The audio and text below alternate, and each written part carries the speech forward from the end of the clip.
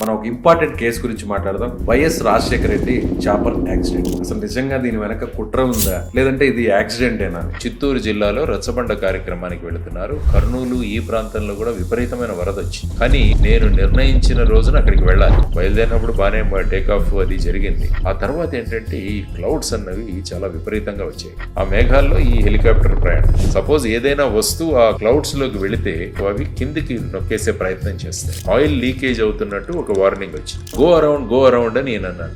క్యా అని నేను అంటున్నాడు, అంతలోనే క్రాష్ సౌండ్ వస్తుంది. గూగుల్ మ్యాప్స్ చూస్తే ఒక పర్టికులర్ ఏరియాలో కొంత కాలిపోయినట్టు కనిపించింది. అప్పుడు చాలా రకరకాల ఆరోపణలు వచ్చాయి. హత్య చేశారని, వెనక కుట్ర ఉందని. యాక్సిడెంట్ అయిన పార్ట్స్ ఏవైతే ఉంటాయో వాటి మీద జరిగిన చేంజెస్ ఏవైతే ఉంటాయో, మార్పులు ఏవైతే, దాన్ని బట్టి ఫైనల్ కన్క్లూషన్ మేము తెచ్చిందంటే ఆ వెనకాల ఫ్యాన్ వెళ్ళి ఫస్ట్ ఒక చెట్టు కొట్టింది. అప్పట్లో కొన్ని వార్తలు కూడా వచ్చాయి. రాజశేఖర రెడ్డి గారు ప్లాన్ ఇచ్చారు. ఆ టైంలో ఆయనకు తెలియదు అసలు.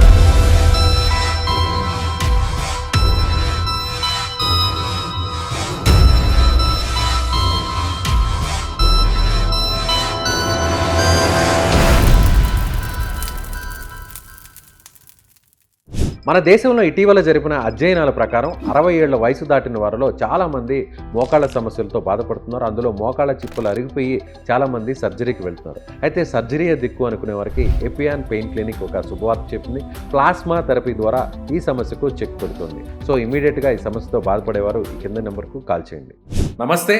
తెలుగు రాష్ట్రాల్లో ఈయన గురించి తెలియని వారు ఎవరు ఉండరు. సిబిఐ జాయింట్ డైరెక్టర్గా అనేక కేసుల్ని ఇన్వెస్టిగేట్ చేశారు లక్ష్మీనారాయణ గారు. మనం ఒక ఇంపార్టెంట్ కేసు గురించి మాట్లాడదాం. అదే YS Rajasekhara Reddy chopper accident. Sir నమస్తే. సార్ నమస్తే సార్. అప్పుడు ఆ టైంలో అందరికీ రకరకాల అనుమానాలు ఉన్నాయి. అసలు నిజంగా దీని వెనక కుట్ర ఉందా, లేదంటే ఇది యాక్సిడెంటేనా అని. సో ఆ కేసును మీరు ఇన్వెస్టిగేట్ చేశారు. దాని గురించి ఒకసారి డీటెయిల్గా మాకు. మామూలుగా హెలికాప్టర్స్ తీసుకుని వారు ఐ థింక్ 2 సెప్టెంబర్ అనుకుంటాను చిత్తూరు జిల్లాలో రచ్చబండ కార్యక్రమానికి వెళుతున్నారు.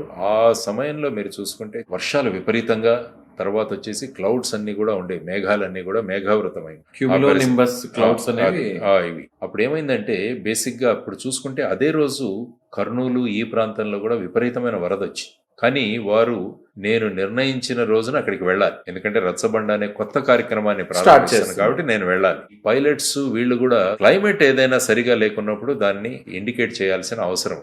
ఎయిర్ ఫోర్స్ లో పనిచేసిన వాళ్ళ ధోరణి ఎలా ఉంటుందంటే ఛాలెంజ్ ఏదైనా ఉంటే దాన్ని ఎదుర్కోవాలి.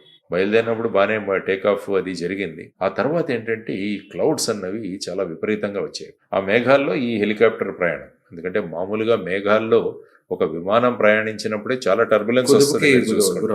ఇది చిన్నది క్యూములోనింబస్ క్లౌడ్స్ అని ఉంటుంది. ఆ క్లౌడ్స్ ధోరణి ఏంటంటే సపోజ్ ఏదైనా వస్తువు ఆ క్లౌడ్స్ లోకి వెళితే ఏమవుతుందంటే అవి కిందికి నొక్కేసే ప్రయత్నం చేస్తాయి. అప్ అండ్ డౌన్ చేస్తాయి, దాన్ని కిందికి నొక్కేస్తాయి.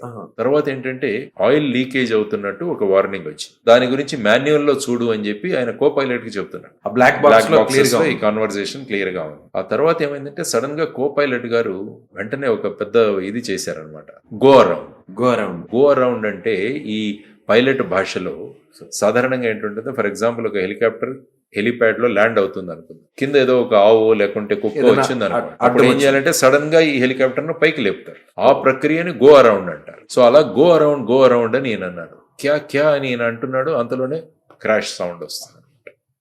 సో అది అక్కడ పౌరాల గుట్టలో క్రాష్ అయిపోయింది. తర్వాత ఆచూకీ తెలియలేదు. మొత్తం రాష్ట్రం అంతా కూడా వారు మళ్ళా తిరిగి వస్తారు, ఏమైందో తెలియలేదు. మళ్ళా అనేక విషయాలు టీవీలో చూస్తే ఆయన ఎక్కడో దిగారని, అక్కడ ఎవరో పోయేవాళ్ళు ఎవరో కలిశారు, వారిని అక్కడి నుంచి బయటికి తీసుకొస్తున్నారు. ఇలా రకరకాలుగా మనం చూసాం, మేము కూడా వాచ్ చేస్తున్నాం.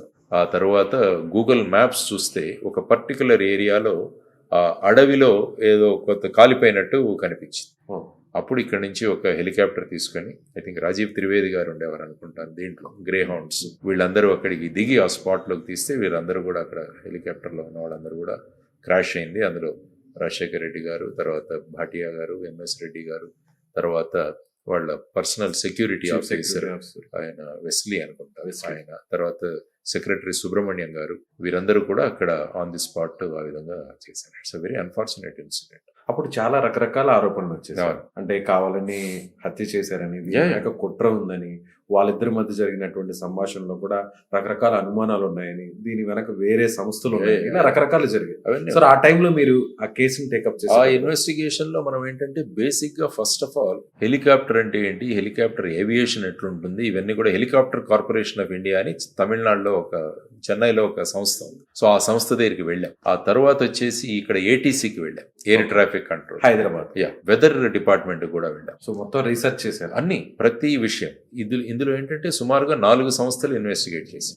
సిబిఐ, మేము DGCA, directorate general of civil aviation వాళ్ళు, ఆ తర్వాత వచ్చేసి మనకు బెంగళూరులో ఒక సంస్థ, వాళ్ళు ఏంటంటే ఈ విధంగా యాక్సిడెంట్ అయిన పార్ట్స్ ఏవైతే ఉంటాయో వాటి మీద జరిగిన చేంజెస్ ఏవైతే ఉంటాయో, మార్పులు ఏవైతే, దాన్ని బట్టి దీని మీద ఎంత ప్రెషర్ ఉంది అన్నదాన్ని కూడా నిర్ణయిస్తారు. ఇంకొకటి వచ్చేసి మెడికల్ టీమ్, అంటే వీళ్ళందరికీ మీద జరిగిన పోస్ట్ మార్టం. ఇలా 4-5 సంస్థలు చేసిన రిపోర్ట్స్ అన్ని తీసుకొని వచ్చిన ప్రతి యాంగిల్ ని కూడా ఇన్వెస్టిగేట్ చేశాం. మీరు అన్నట్టు కుట్రకోణం ఏవో సంస్థలు చేయించాయి.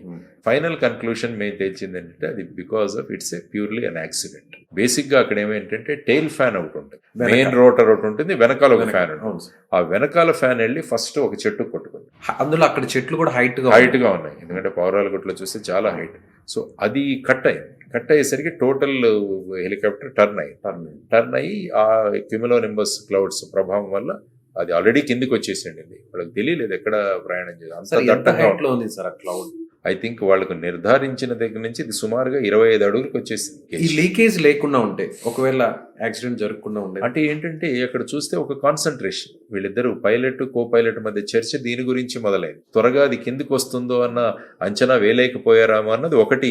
నెక్స్ట్ అంటే మీరు అన్నట్లు గో అరౌండ్ అనేటువంటి మాట అన్నారు కదా, అప్పటికి చెట్లు కనిపిస్తున్నాయి వాళ్ళకి చెట్లు కనిపిస్తున్నాయి. అంటే ఎక్కడో మనం దిగిపోతున్నాం, చాలా కిందికి వచ్చేసాం కాబట్టి అప్పుడు ఆయన ఎంఎస్ రెడ్డి గారు గో అరౌండ్ అన్నారు, కానీ అప్పటికే almost they are in the forest. So రావడం వల్ల వెళ్ళిపోయి ఎదురుగా ఉన్న కొండకు ఢీ కొట్టుకొని వాళ్ళు అక్కడ అన్ఫార్చునేట్ గా. ఎంత టైంలో జరిగిపోయింది సార్? ఎన్ని సెకండ్లు, ఎన్ని నిమిషాలు? కూడా ఒక ఫ్యూ సెకండ్స్ లో అయిపోయి ఉంటుంది అంతా కూడా. ఐ థింక్ 2-3 నిమిషాల్లోనే ఇది అయిపోయింది. ఎక్కడ రాజశేఖర రెడ్డి గారి వాయిస్ కానీ ఇక్కడ ఎందుకంటే అది కాక్పిట్ ఎలా ఉంటుందంటే ఉంటుంది, తర్వాత ప్యాసింజర్స్ కి విడిగా ఉంటుంది, ఆ మధ్యలో బ్లాక్ ఉంటుంది. వెదర్ వల్లనే మెజారిటీ ఆఫ్ ది యాక్సిడెంట్స్ అన్నవి జరుగుతాయి అన్నది. సో ఇది కూడా ఇట్స్ ఎ ప్యూర్ యాక్సిడెంట్ అన్నది అన్ని ఏజెన్సీస్ కన్క్లూడ్ చేసిన విషయం. Thank you sir. Thank you.